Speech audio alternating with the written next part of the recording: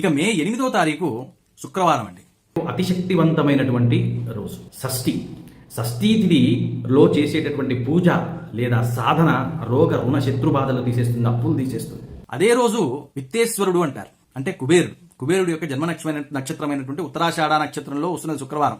అదే రోజు షష్ఠి కూడా సుబ్రహ్మణ్యేశ్వరుడు అధిపతి. చూడండి, సుబ్రహ్మణ్యుడు సంతానాన్ని ఇస్తాడు. ఇంకో ప్రత్యేకం ఏంటంటే అదే రోజు శుక్రవారానికి అధిపతి లక్ష్మీదేవి. లక్ష్మి అష్టకం 11 సార్లు, అష్టలక్ష్మి స్తోత్రం 11 సార్లు చదువుకోండి. అప్పులన్నీ మటుమాయమవుతాయి, దినదినాభివృద్ధి చెందుతారు, సంపద పెరుగుతుంది, ధనాదాయ మార్గాలు పెరుగుతాయి.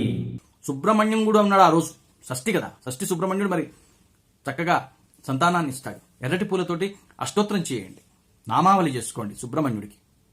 అదేవిధంగా ఆ రోజు కుబేరుడి యొక్క జన్మ నక్షత్రం అవటం చేత ఓం శ్రీ విత్తేశ్వరాయ నమః అనేటటువంటి జపం 108 సార్లు చేయండి, ధనాదాయ మార్గాలు కూడా పెరుగుతాయి. ఈ విధంగా భక్తులు ఉద్ధరింపబడతారు. 8వ తారీఖున చక్కటి సాధన చేసుకోండి.